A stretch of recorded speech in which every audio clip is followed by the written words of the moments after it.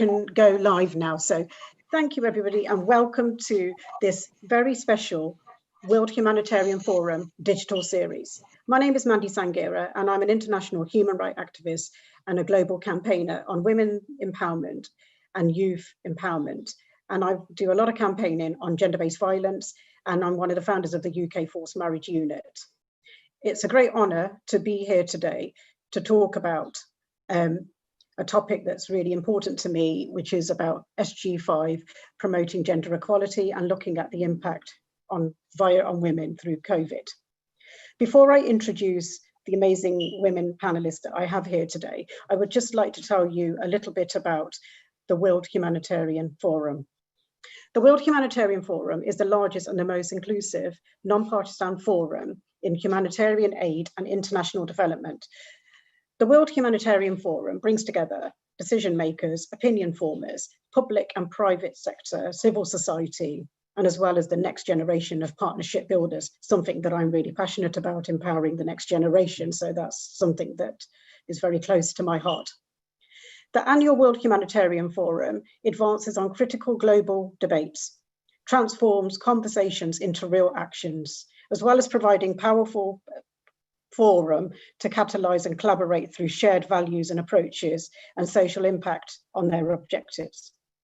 The World Humanitarian Forum is an international knowledge exchange platform and the intersection of government, aid, development, and it improves the lives of millions of people. And I think more than ever right now, in the life and the world that we're living in, we're all in this together and we must make hope happen again. And this is why the World Humanitarian Forum wants to discuss the role of women empowerment at the time of COVID. With our goal and vision of leaving no one behind, the World Humanitarian Forum hopes that this debate today will shed light on the issues that are facing women and the role of the SGs will play on women and their lives and the communities, and making sure that nobody is left behind and that everyone is actually thriving. With a shared concern and the interest of technology, especially the post-pandemic world, the World Humanitarian Forum brings this fourth discussion today of the ability to reflect on how we can create a value of possible new opportunities for the next generation and all the women. I've been joined by some amazing panelists and I'm just going to introduce them, but I would like them to tell us a little bit more about themselves and the work that they do. So today I've been joined by Anne-Birgitte, the CEO from Plan International, which is a global charity. We have Henriette from the head of Gender and Business Department at the International Finance Corporation at the World Bank. We have Tessy Antony di Nassau, a social entrepreneur who is an ambassador for the UNAIDS and a public speaker. We have Genevieve Boutin, the Deputy Director at UNICEF.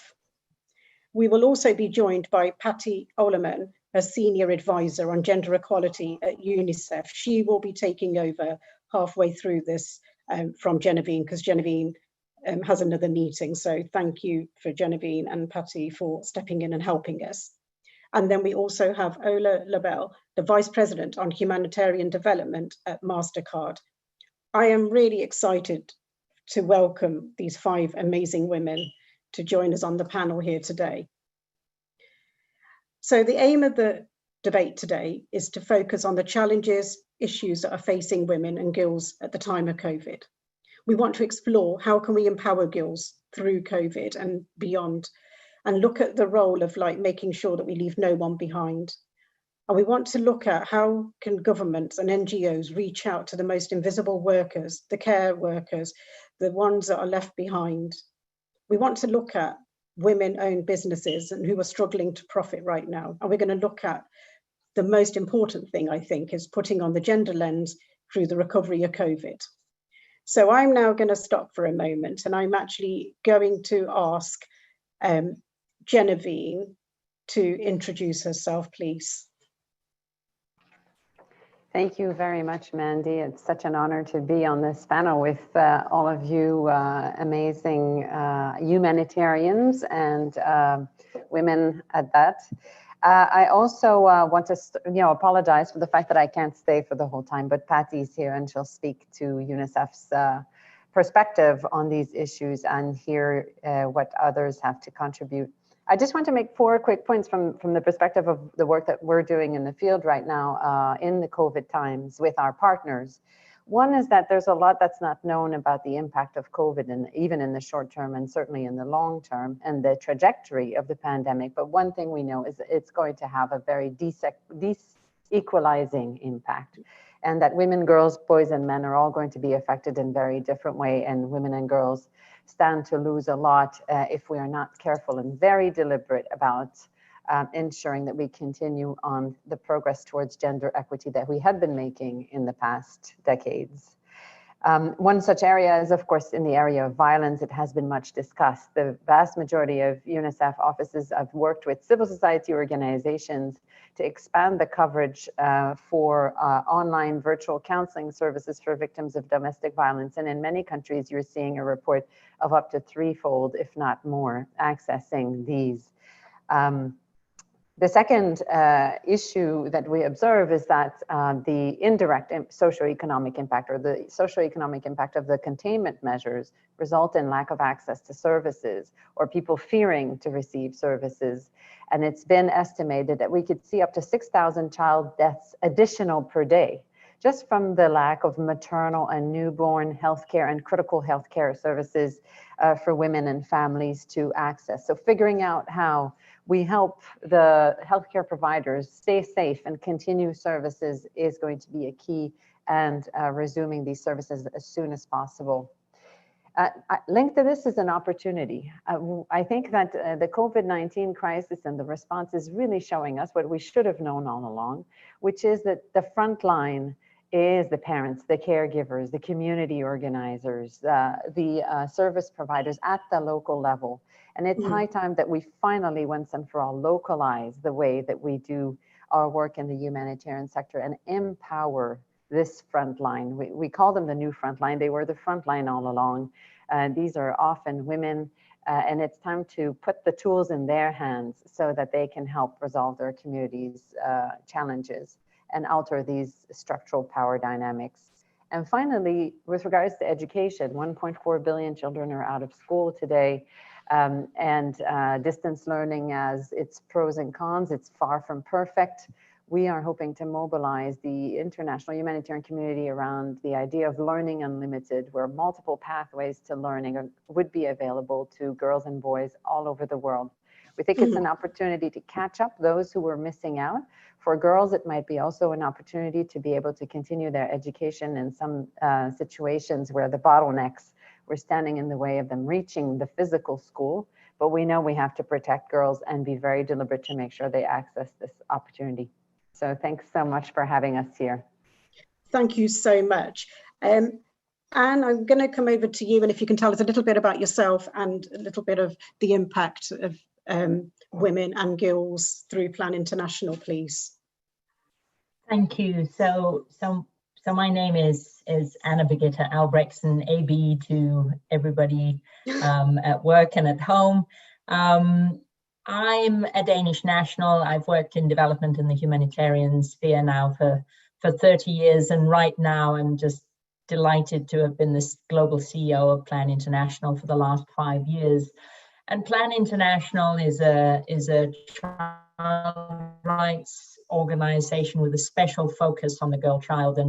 And today we reach close to 50 million children, girls and boys across the world. We, when we look at how COVID-19 is impacting,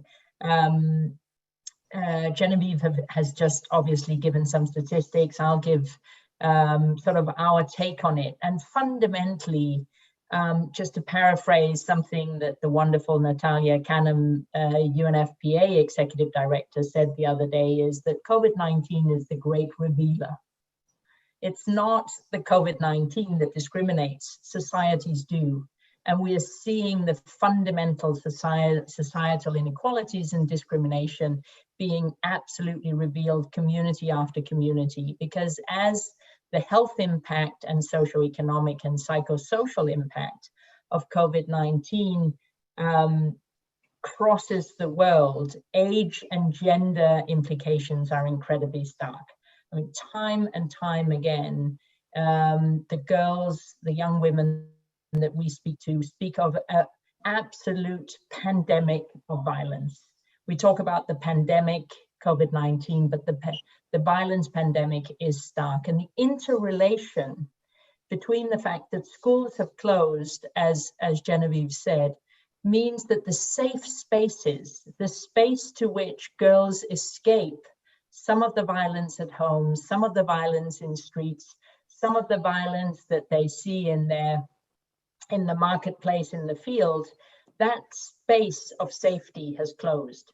Yeah. And that's why we're seeing a pandemic both in homes but also in societies. So that's the one great reveal that we see. We also, of course, see that in a world where if you're a girl or a young woman, your personal power is already limited. Being able to navigate this particular situation and understand what's happening, even get access to information about the risks and what to do, it reduces further your negotiating ability. So when the economies of your family are stretched,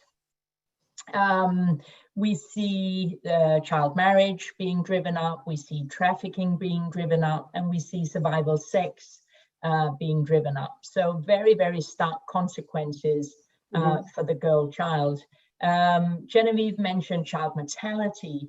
If we look at the fact that probably close to 50 million women will be unable to access contraceptives over the next 6 months, that means 7 million additional unintended pregnancies. And we know that many of those pregnancies will be coerced. They will be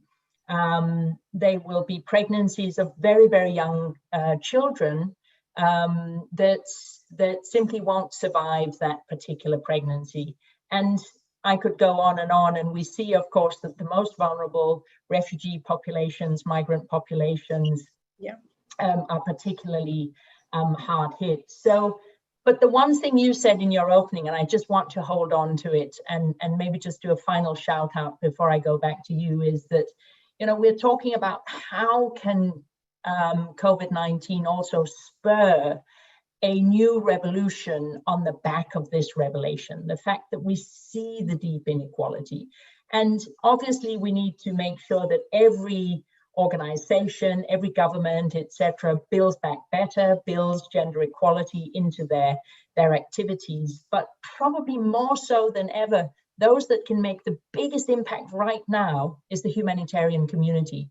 Yeah. When the humanitarian community stops being gender blind and actually introduces sexual and reproductive health services into the life-saving packages, protection, education, the things that haven't traditionally been seen as humanitarian first line of response, when that can be built in right now, and we have the option to do that, we can actually address or redress the imbalances that exist. Back to you. Thank you so well, Anne. That's really well put. So thank you so much. And somebody who's a founder of the UK Forced Marriage Unit, that is so important. So thank you for all the great work that you, Genevieve and Paddy, are doing on the ground to support the girl child. So thank you for that. I'm going to go over to Tessy. Tessy, if you can just tell us a little bit about yourself and about your organisation as well and the impact of women on. Thank you. Hi, Mandy. Hello, everyone. It's such a pleasure to be with you all today. And I had one of my first humanitarian work was to have girls. I sponsored girls at Plan in Germany. So a really, really good way also for young people to get involved with our pocket money to really make a difference for other children around the world. Just want to say that because it was my first charity work and I loved it. So thank you for that. Great to meet you and everyone else, of course. Well, my trajectory was always a little bit, I was always very gender lens. Well, I was always really in the middle of it. I started in the military at the age of 17 and a half, was the only woman deployed to Kosovo with my draft, broke 2 noses. So I do understand very much about women in the military, sexual violence in the military, and what women in war zones really go through. So that's why as well I work with UNA UK, which George, that you heard before, have met him there. And I am the patron there to work with them on really helping them raise awareness of UN peacekeeping, which is still happening even during times of Corona. So the UN peacekeepers are still out there. There is still war happening. There's still a lot of different other social issues happening while Corona is happening. And it's sad that a lot of these are just being flushed down the media drain because they just don't have the prominence anymore because Corona takes up all the media space, which it is rightfully so. But at the same time, there's so much happening in the world and so many injustices are happening in front of us, and we're not being informed properly by the media. So that's also a problem. So I do work with media quite a lot as well. I was in the past the head of Vice Media for Middle East, Africa, and Europe. Specifically on impact. So I do understand very much the concept of putting a red lipstick on a pig, which still also today with Corona happens. A lot of statistics are being faked. Not all of the numbers are being correct. So what we hear right now is maybe just a fraction of actually what is happening out there. And that is scary. It's scary for me. It's scary for my kids. And we do live in kind of, we would think, developed countries. But then again, you know, looking at some of the leadership we're having in our countries here, I'm really, really considering as well that as being a little bit underdeveloped at the moment. But going on then, so my work as well goes a lot with girls in STEM, which we will go into the questions later, of course, and I will also go more into the detail with UNAIDS, where I'm the global advocate for young women and adolescent girls. So all about sexual health and reproductive health and contraceptives and, of course, treatment for HIV/AIDS. But one thing that I'm really proud of is my charity I launched 4 years ago, which is Professors Without Borders, works in 8 countries around the world. And there 50% of our schools are all aimed at girls' education, because even though that we are starting to create a balance between boys and girls, we have kind of triggered the way around, where now the girls are coming all the way up and the boys are going all the way down. And yes, girls do need more attention still today, but we're creating kind of like a tension on the other side of the leg, which will also hurt eventually. So we need to be careful now that we have come this beautiful march the last 2 decades, I would say, that we kind of like fine tune our researchers now and put together our heads instead of being competition from one charity and one government organization to the other, and who shines lighter and who is better and who has more resources, to really just say, hey guys, we're all in this together. This is one world. And we're talking about gender equality, which is 50% of our population. So that's really a project which is close to my heart. And then last but not least, my company, Finding Butterflies, the name I will tell you offline why it's called like that, but it's really, they have a really beautiful project with the Vodafone Foundation here in Luxembourg, and a really timely one as well, because as Anne mentioned, and Genevieve, domestic violence has gone up enormously. And it is really, it's kind of like the silent pandemic that we already had in the past. And now that women are really being stuck with the perpetrators in the house and cannot leave the house because they get fined or they get in trouble, you can not see the dilemma happening, right? So the Vodafone Foundation Luxembourg is working on new projects to help with that. And I'm sure, you know, with Plan and with all of the other organizations we're having here speaking today, that even here, just on this panel, if we would put our heads together, we would create some really amazing projects together. And I think that is the beauty of the 21st century as well, when we do talk about SDG 5, because we have come a long way, but we're not there yet. This is just a warm up to the marathon, and let's get ready for the race, right? Shall we? Brilliant. Thank you so much, Tessy. Thank you very much. Henriette, I was going to come over to you. If you can tell us a little bit about yourself and some of the work that you're doing, please. Thank you so much. I'm Henriette. I lead IFC's Gender and Economic Inclusion team. IFC, for those of you who are dialing in and are more familiar with the World Bank, is the private sector arm of the World Bank, and we deploy financing to companies who are based in emerging markets. So I'd add to AB's point, indeed the humanitarian community is sort of on the front lines of responding, but the private sector is still there.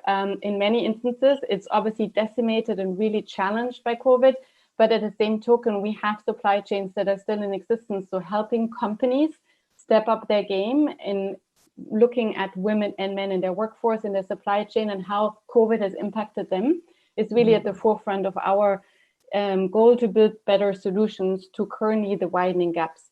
Before I tell you a little bit about what these solutions are, because I'd love to I think we read a lot about the challenges, and I would love to come into a solutions conversation. Fantastic. But just 5 numbers, and hopefully they're definitely not fake news. The World Bank sort of projects that about up to 100 million will be pushed back into extreme poverty. And just to remind people, what is extreme poverty? It's $190 a day. So really reversing what we've collectively been working for in terms of getting people out of poverty. And a lot of women have been able to accelerate progress by entering the labor force, participating in education, tertiary education, and so on. But we're seeing a lot of that being reversed. The second figure that I wanted to throw out there is another 100 billion in capital have left emerging markets since COVID started, 100 billion.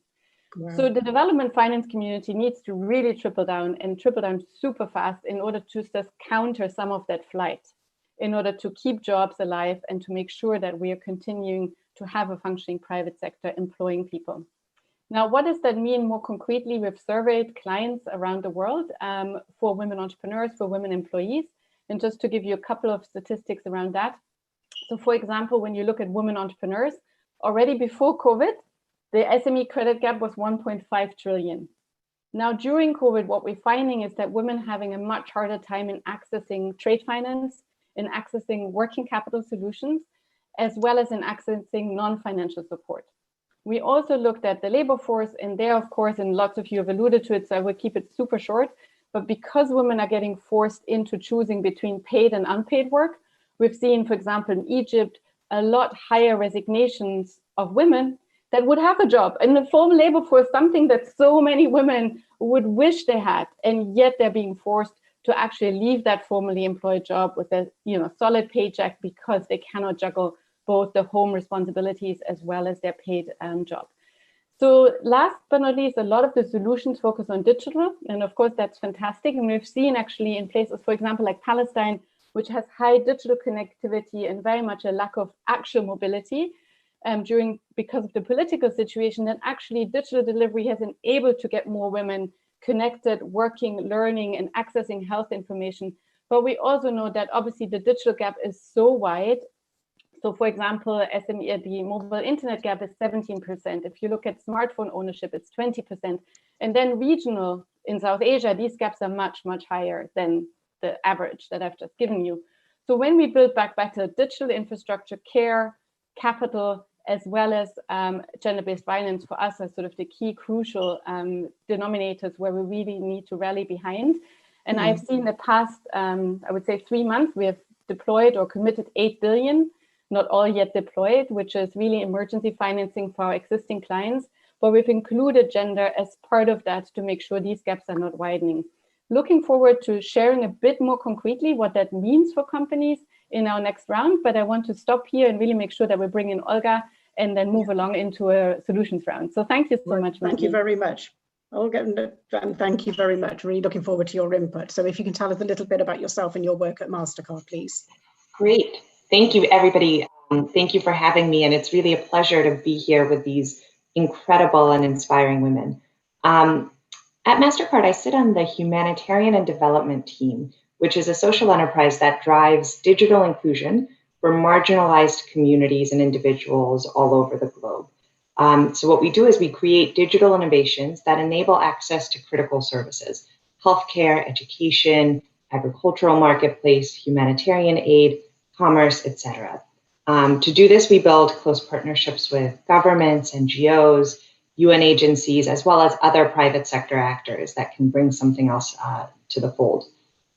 Now, the gender lens is particularly important for us because often the most marginalized individuals are women. When it comes to financial inclusion, a topic that MasterCard has promoted for a decade, Men's rates of bank account ownership in developing countries are almost 10 percentage points higher than women. And if you think about a COVID response, where access to financial services, credit, insurance, savings is really critical, women not having access to that is leaving them further and further behind.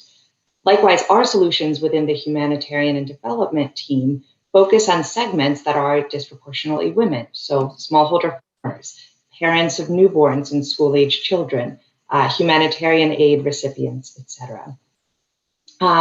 As Henriette alluded, women also face additional challenges that prevent them from having access to critical services and from being included financially, digitally, and commercially. And these challenges are really exacerbated in a COVID context, which means women are having an even harder time getting access to those services.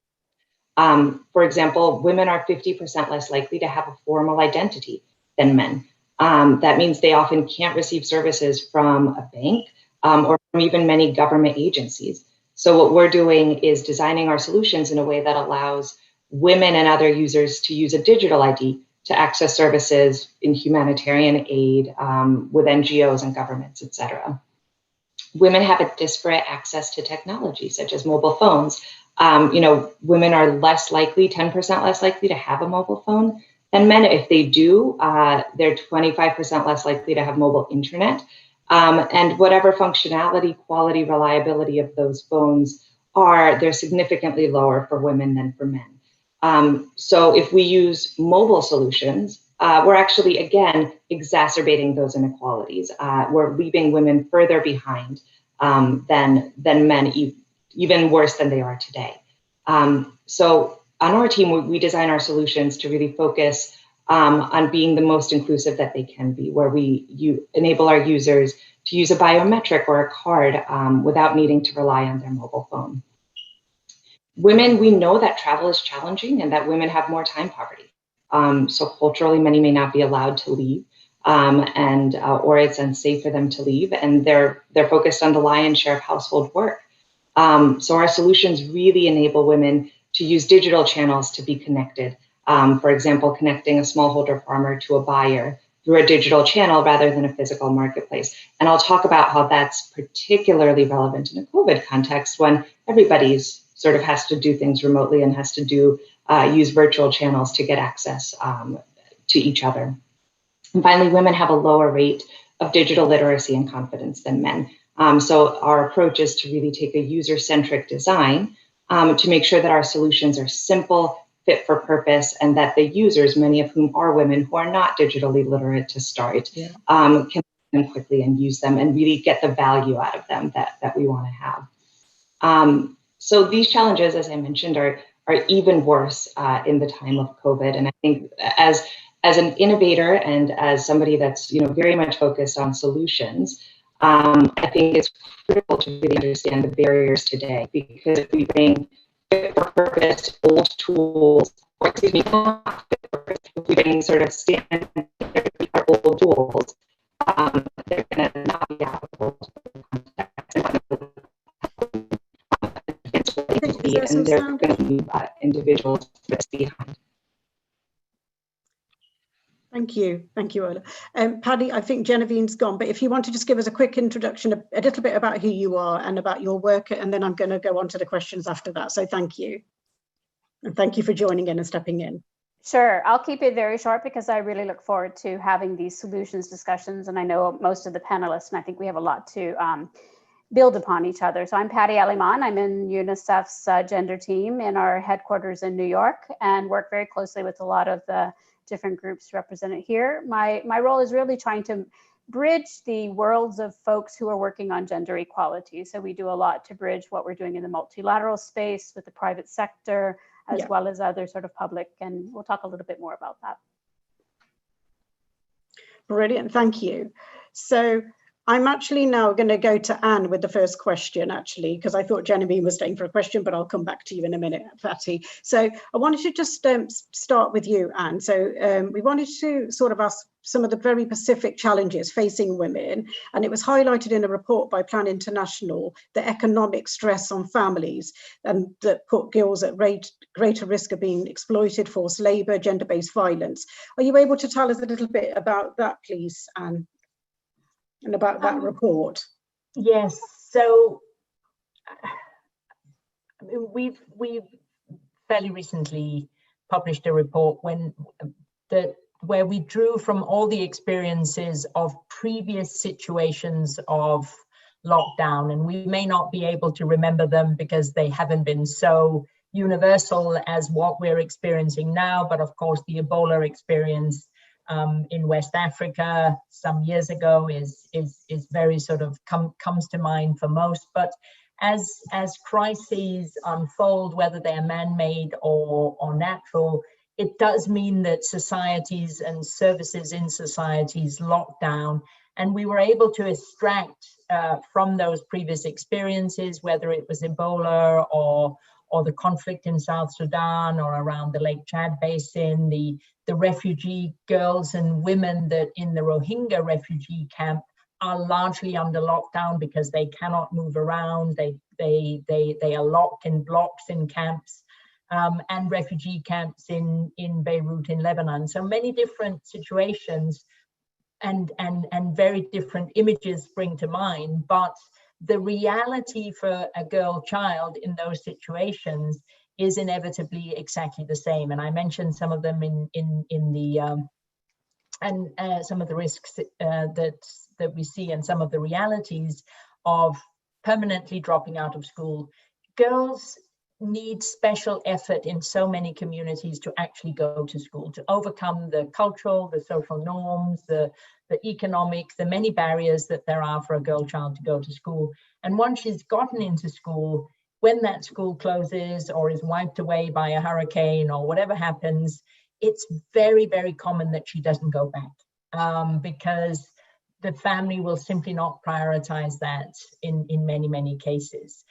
Permanent unemployment, abuse and violence, food shortages, undernutrition, extreme poverty or the cycle of poverty that's increased, and increased pregnancy and child marriage. It's all a reality that we've seen so many times before.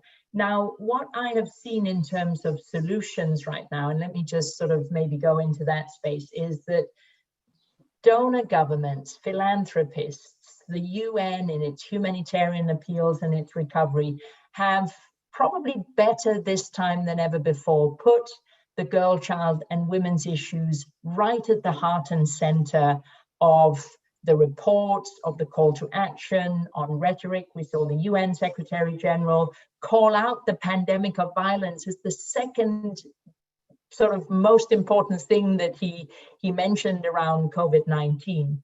Unfortunately, what we've seen so far is that the funding that's available to address this, under 1% of that funding is specifically going to address gender issues. Now, of course, some of the funding that goes for health and nutrition and various others and water and sanitation right now will have a gender lens and will take into account some of these issues. But I think we need to be looking at solutions like some of those that have been mentioned that specifically target the gaps and the risks that we know are there and not overanalyze. We tend to, and maybe it's a women's thing, but we tend to be very tentative. We sort of suggest that evidence suggests from the past that women will be impacted. Girls and women are screaming and shouting out in communities across Latin America, in the Amazon Delta, you know, with the violence, with the lack of food, with their fear of starvation and hunger, because this particular pandemic is just compounding the inequalities that they see all the time.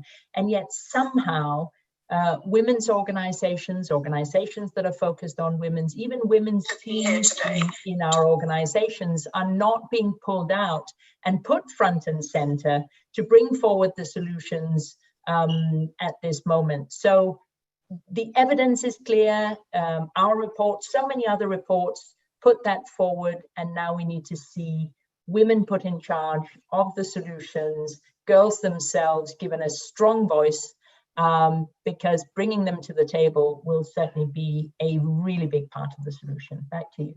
Thank you so much. That very nicely takes me over to the next question. And Tessy, I'm going to come over to you and look at about women empowerment and looking at women's reproductive health and other issues that are affecting women, and how do we kind of level that out right now. So I'm going to ask you to answer the next question, if that's okay, Tessy. Thank you so much, Mandy. Yes. So I will reply to this question kind of with my UNAIDS hat on, and through my experience on the ground working as a care worker in a brothel during the big HIV/AIDS conference in South Africa a few years ago. Then I share some of my discussions of my colleagues that I spoke to and I worked with, and link it with the Corona crisis. So recent research and publications, which you can all find on UNAIDS, of course, on the website, report that especially women and adolescent girls are even more at risk during times of Corona. As we already mentioned briefly before, according to UNAIDS, it states that sex workers, for example, report interruptions to condom supplies owing to the pandemic. Sex workers living with HIV/AIDS states that they are losing access to essential medicines as well. In Eswatini, for example, a report says that for those who are on HIV/AIDS treatment, it is hard to meet their daily visits, as there is no transport. As you might understand, the logistics are different there than here, right? And for prevention commodities, it is hard to reach them. And one thing we all know is that when you don't take your antiretroviral medicine properly, the body builds immunity and then it doesn't work anymore properly, right? And that is a really big problem because the HIV/AIDS virus evolves. And that has been a problem over the last decades. And that's why we have still not found the solution that finally eradicates it, because it keeps evolving and people don't take it properly or they can't access it. So definitely Corona has definitely put a dent in that, and it's a real problem. Another huge issue when one acknowledges the lack of accessibility due to Corona crisis are maternal and neonatal mortality, as Genevieve mentioned before. Some of my colleagues at Médecins Sans Frontières, they said, have discussed this with me, and they shared an example of how the pandemic can affect a whole system, which is already struggling through they explained it to me through the Ebola crisis, which you're all still very well aware because it has only been, 4 or 5 years since then, 2014, 2016. They told me that in their opinion, that the biggest threat to women and girls' lives was not the Ebola virus, but the shutdown of routine health services and people's fear of going to health facilities where they could get infected. Thousands more lives were lost when safe delivery, neonatal, and family planning services became inaccessible due to the outbreak.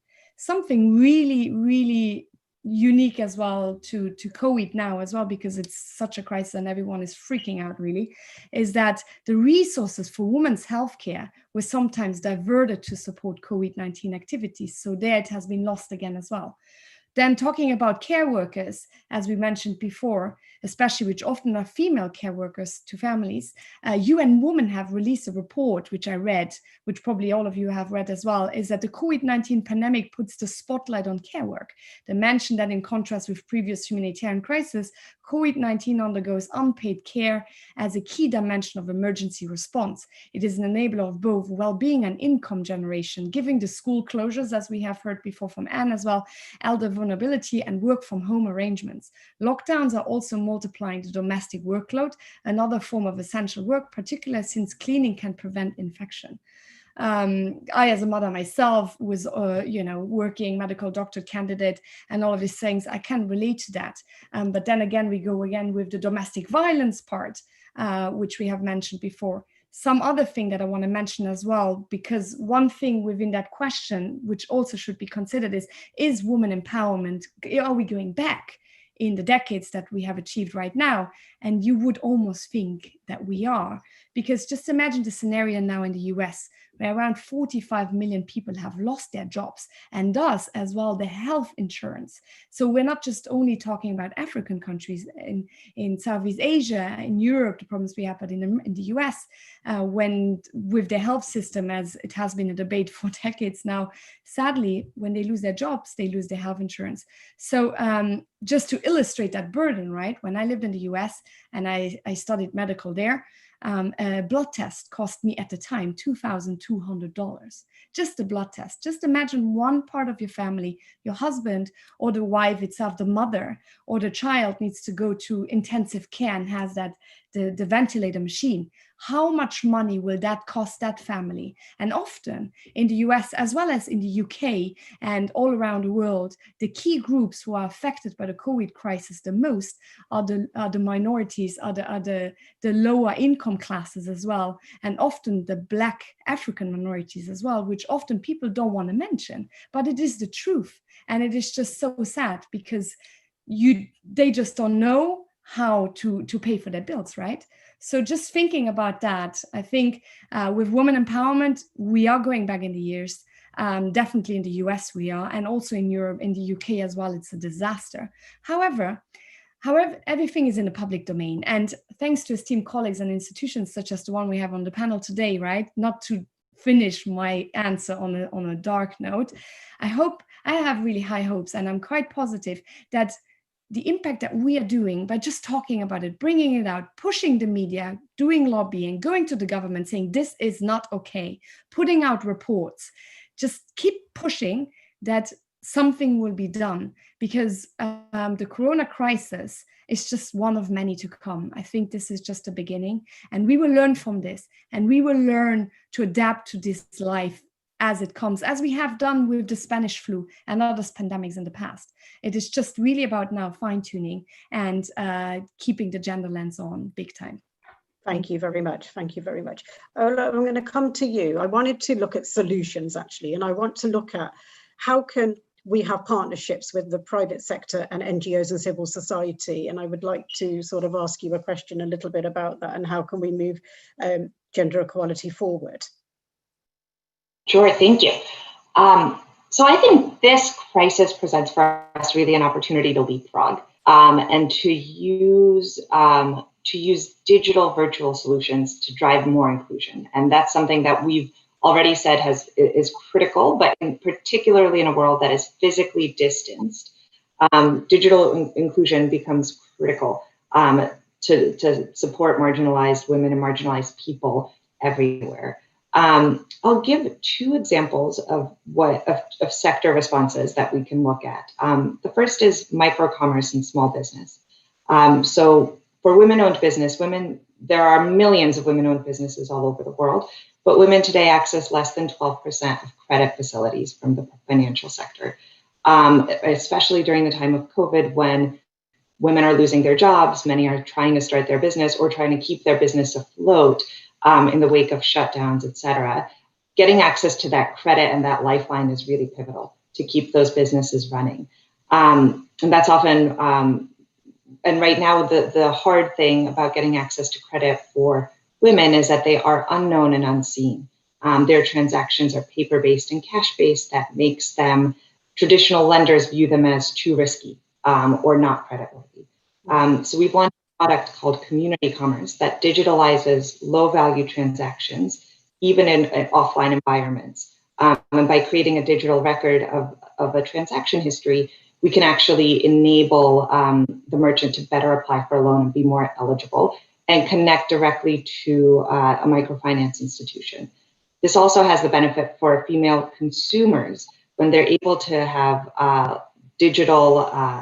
when they're able to transact funds digitally rather than with cash. That means they have greater control over that money, and they have greater funds to store their money more accurately. And this can be a partnership with microfinance institutions and others that want to lend more to women businesses and find those women businesses. Likewise, MasterCard has broadly made a commitment to support 25 million female-owned or led businesses by 2025 by supporting them with the tools that they need. And we're partnering with organizations like Grameen America in the US to really support the low income, marginalized, and forgotten women businesses that don't traditionally have access to financial capital. Now, the other sector I want to talk about is agriculture. We know that the majority of smallholder farmers are women, and they have less access to financial services than men. They also are often disconnected from traditional marketplaces. So what happens is if a woman can't go to a marketplace, she doesn't know if there are buyers for her crop. She's reliant on the middlemen in the middle who essentially take a big chunk of the profit when they sell her crop to the ultimate buyer. And so in order to overcome that, we've established the MasterCard Farmers Network, which connects smallholder farmers to buyers directly and supports visibility and information exchange in the value chain. Now, we've seen in our work that women farmers who use MasterCard Farmers Network take to the training quicker than their male counterparts, find it more valuable, and they also benefit by being able to receive payments for their crops digitally and on their phone, where they can hold those funds discreetly and privately and away from family and community demands. Now, this kind of digital marketplace is critical in a time of shutdown, such as COVID. I'll give an example of India, where the countrywide shutdown and significant travel restrictions meant that millions of smallholder farmers couldn't find buyers for their crops, and those crops were going to go to rot, and farmers would receive no income for a season's work. We used MasterCard Farmers Network in Andhra Pradesh to move 28 tons of produce by connecting smallholder farmers directly to buyers and maintaining their livelihoods, making sure that they could continue to make an income and feed their families. Now, these are two types of examples of work that we do. And as I mentioned, we do a lot of it in partnership with microfinance institutions, with NGOs, with UN agencies, et cetera. But I want to talk about sort of what makes those public-private partnerships successful and what we found from our experience.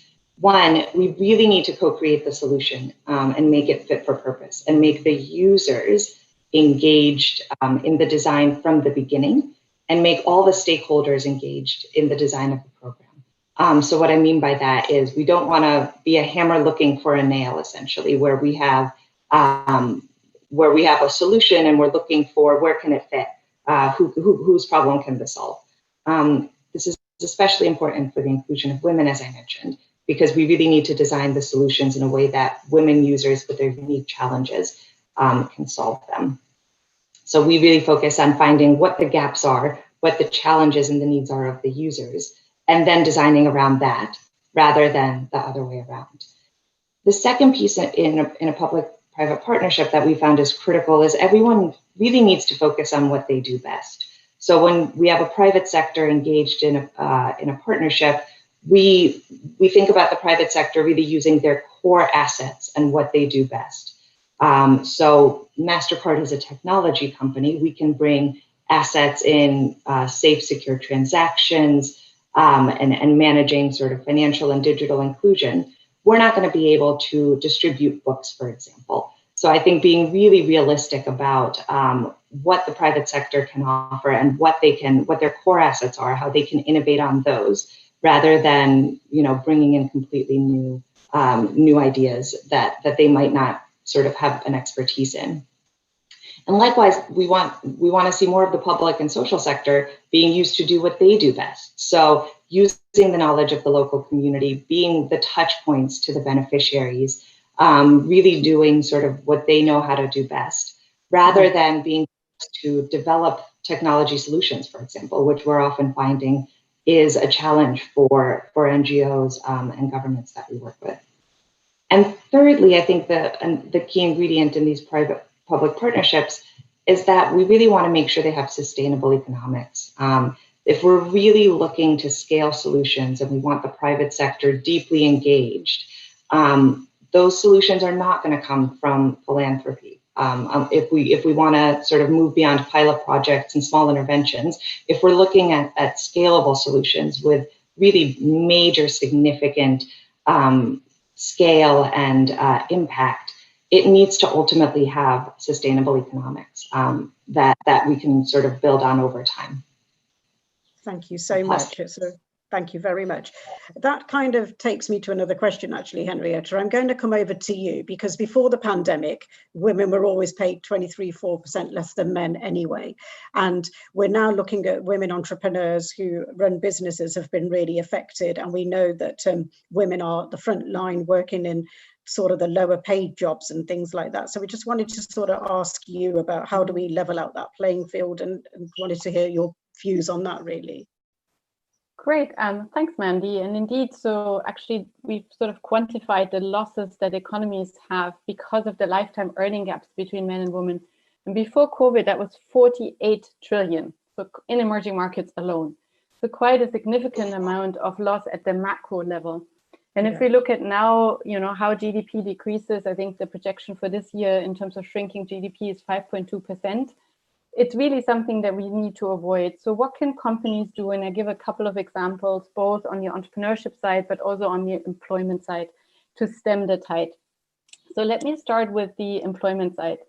So we've been working with clients around the world, in Egypt just last week, before across Africa, to do a couple of things. One is to, where feasible, schedule home-based work, but not just schedule home-based work, but give the workers, women and men, the flexibility to work when they can work. So looking at arranging different time shifts so that women are not forced to be there at the core hours where that's feasible. That doesn't work in every business model, and we're very much aware of that, but where it's feasible.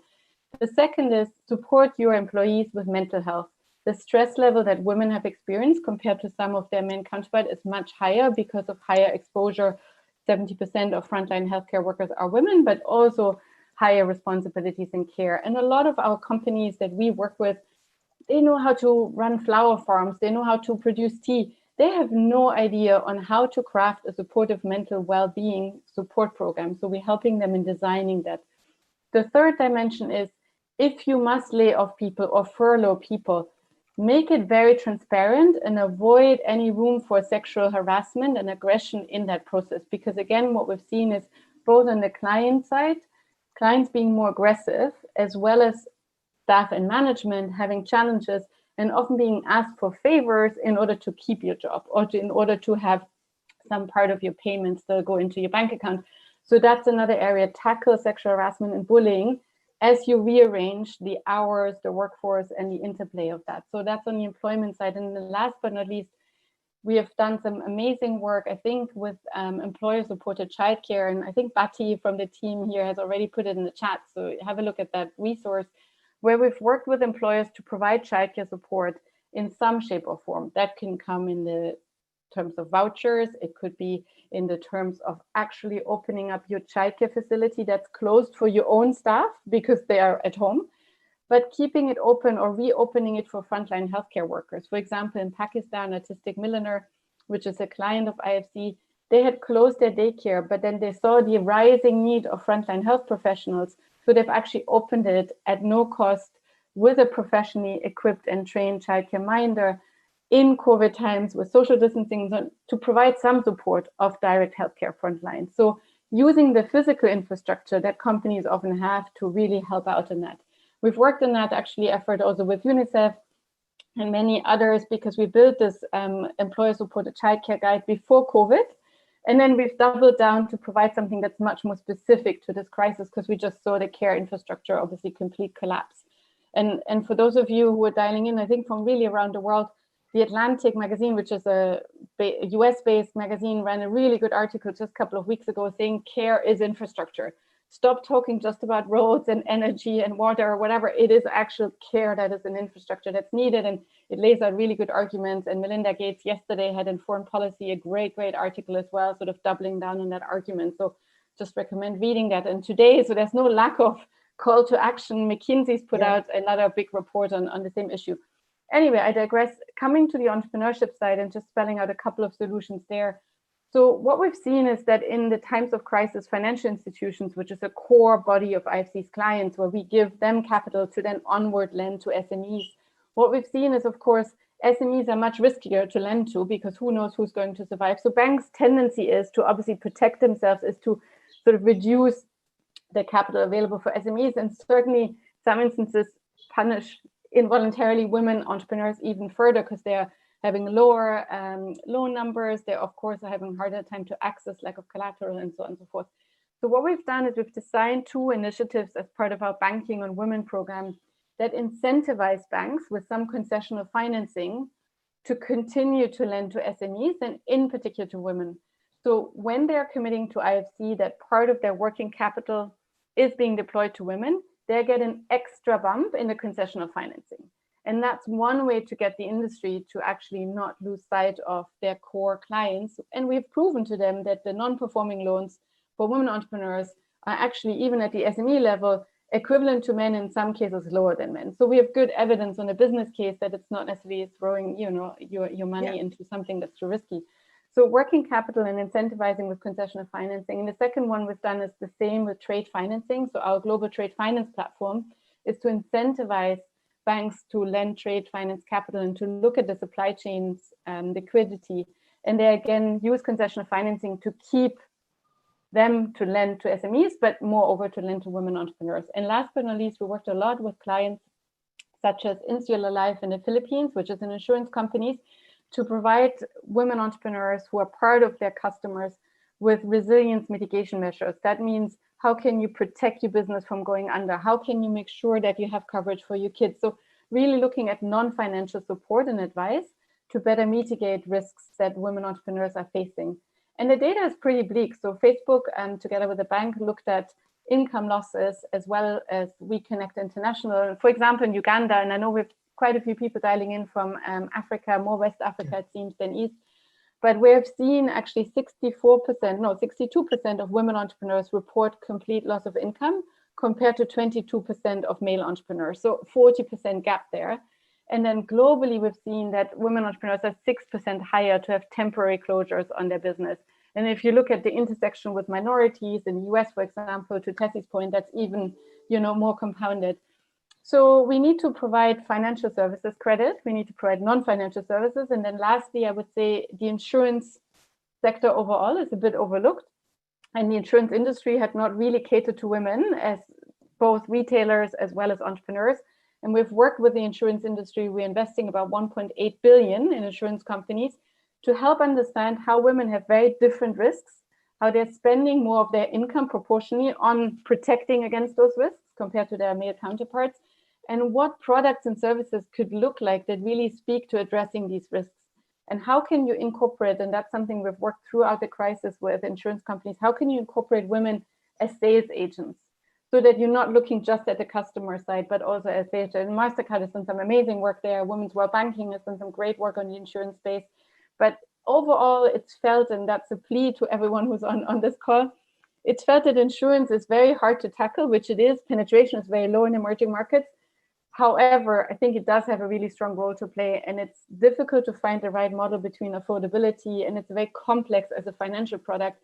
But I do think collectively we can do a lot better in helping at least understand and being able to finance life products and credit insurance products and business liability products, because these are the types that actually help you cope with shock in a pandemic such as this. And this certainly won't be the last one. I'm sure there are others to come. So working on the insurance side is something that's really important, and widening the social protection availabilities. I'll stop here and just thank you so much. That kind of takes me on very nicely into a conversation with yourself, Paddy. One of the questions that I would like to ask you is around schools. Now, a lot of young people, and especially girls, are not in school. And I have a real concern myself that actually a lot of girls may not return back to school, because before pre-COVID, we knew that there was a risk of early child forced marriage and harmful practices, and that young girls don't go into school. So I just wanted to ask you around work at UNICEF, around our concerns around education and about how can we still keep young people in education.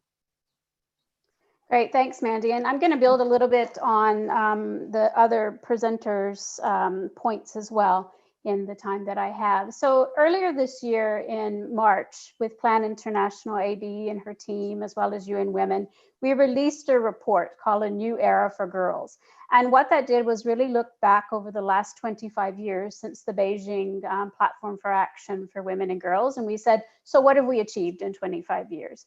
And just for the question you're asking around education, we've had some successes, right? When we define it as primary education, when we look through the pathway to secondary education, when we look at some of the skills that need to be developed, that's when we were a little bit more concerned. So our core message when we came out in March was, yes, we've achieved quite a bit for girls when we look at primary education and the equity with boys. But when you start to begin to see, are they prepared? And this gets to the conversation where I don't want us to divorce. Are they getting the right skills for today for the market of work? Whether that's into a paying job, an entrepreneurial sort of role, what we came to the conclusion is no. We're not really defining what is success when it comes to girls being ready to make that transition from school to work. So that was something in March. Then COVID-19 really hit us. And I think what we've seen is that all of these sort of, I think that one of the speakers already said, it's just sort of multiplying and we're going backwards even. So when I think from UNICEF, we're quite concerned, and that's what Genevieve was saying, of really looking at sort of learning across many different platforms, because I think for what a few people have mentioned, we could reverse. But I want to just maybe make one point, and it really gets to what Henriette and Olga and Tessy and others have saying. I think we all need to know, and I think what's the beauty of this panel is we all have our lane.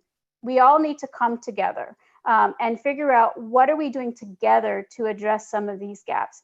So my first point is that I want to really recognize what AB said. I think that it is absolutely central that all of us realize at the grassroots level who is providing these services, whether it's a for-profit enterprise, a nonprofit community group.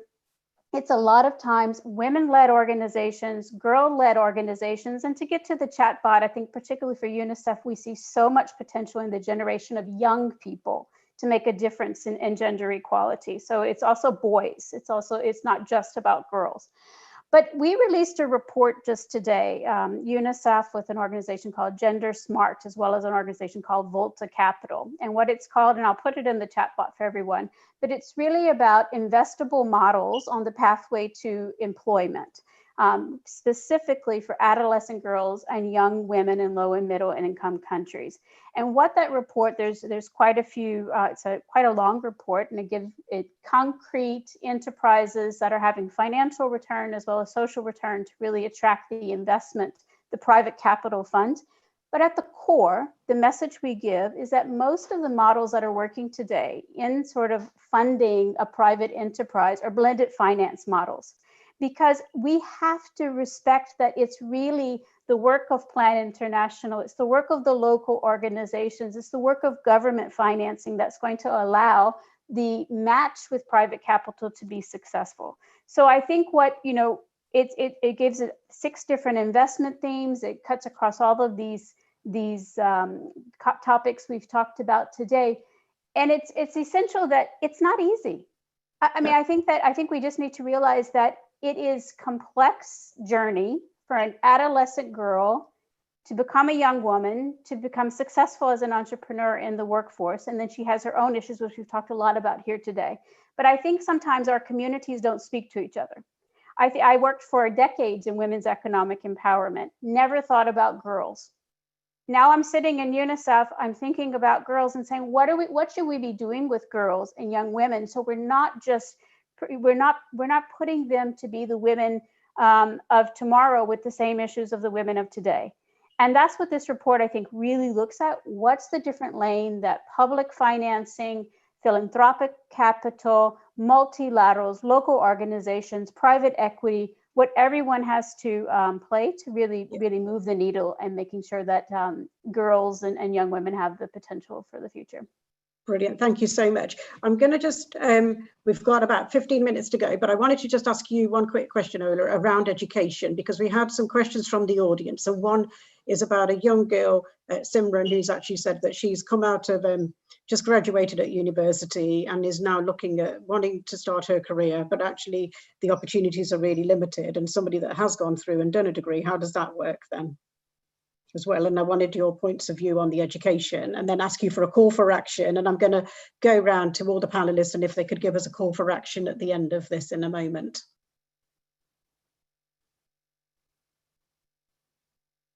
Oh, did that work, Olga? Could you hear me? Sorry, Olga.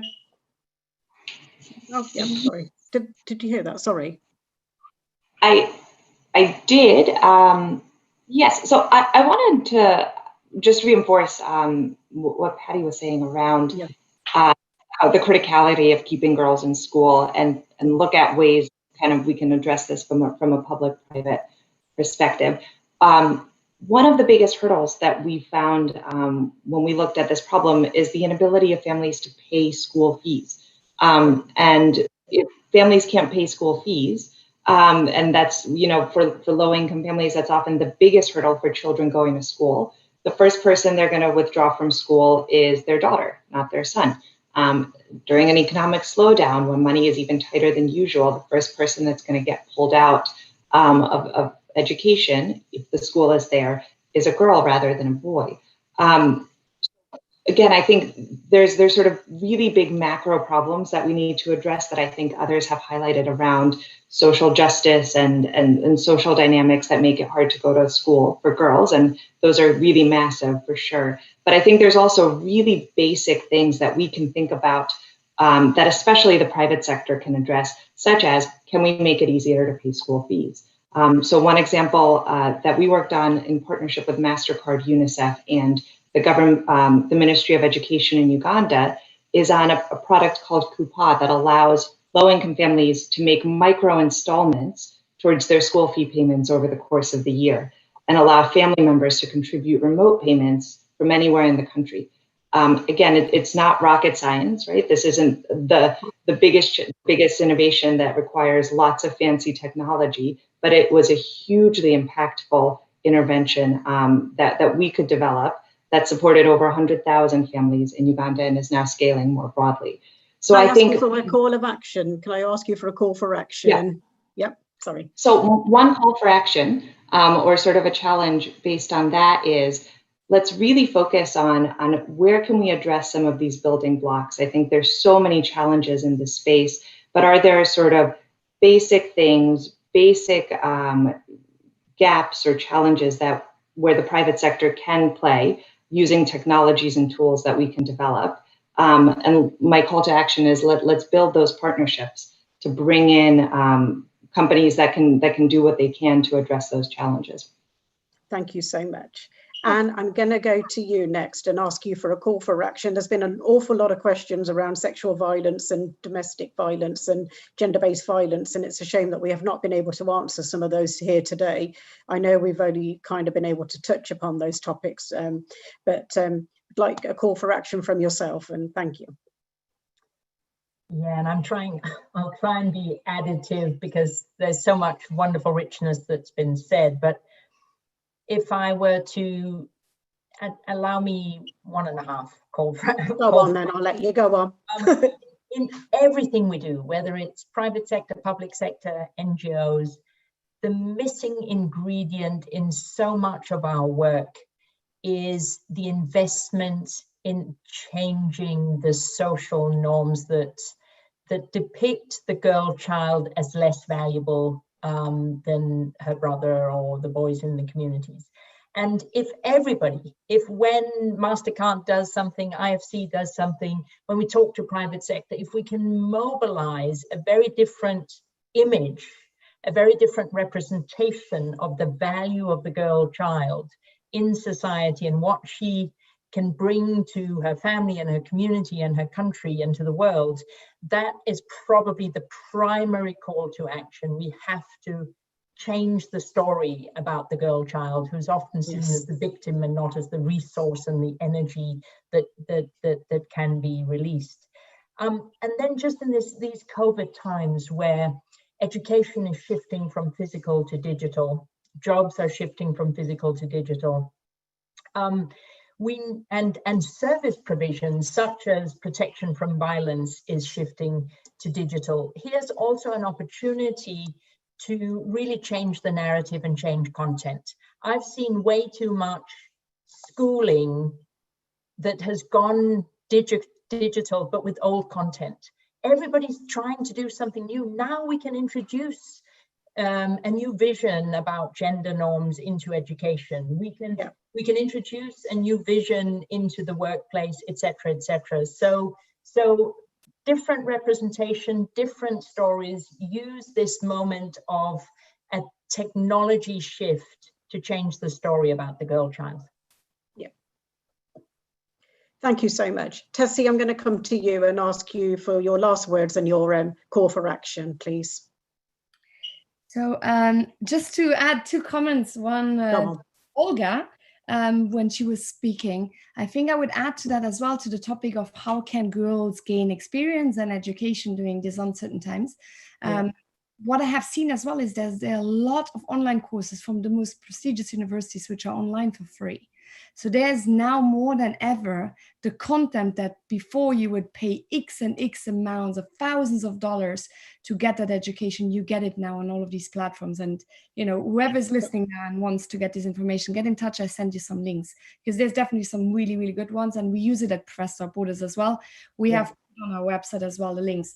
Then for Anne, absolutely, that goes with the new vision and with the new approach to what are we actually looking at and how do we continue our new life, right, post-corona, and make it our reality and our new routine, right? So my last talk then, what I wanted to say, which I think is really important during times of corona, and I have mentioned it very, very early at the beginning, is that we need 3 top priorities at the moment. We need more communication between the key players, between government, institution, individuals. We need sharing of good practice and not just pointing fingers, because right now it's a little bit like who does something wrong. And, you know, like Luxembourg, for example, I'm in Luxembourg at the moment, and we are being put on the red list because we test 10,000 people a day. Compared to our neighboring countries. And we have a lot of foreigners working in Luxembourg. So the amount of the people that have been tested and the people who are positive also reflects the foreigners who are coming to Luxembourg, which is great, right? We know the numbers, but our neighbors are not doing that. So now they're pointing fingers on a red list. So that's not great as well. I think we all need to share good practice and all kind of like have a rhetoric together and work together towards this. And with that, the last priority is collaboration. You know, COVID-19 and all of the viruses in the future, they are global problems. They are not just a problem of Britain. They're not just a problem of the US. The COVID-19 virus doesn't discriminate by border. It doesn't really, quite frankly, care.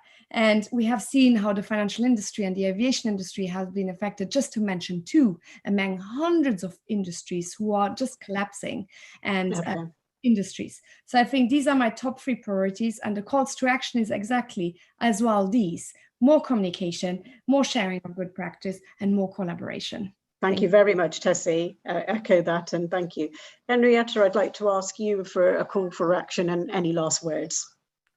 Please. Very briefly, I think building on changing social cultural norms in the direction of care.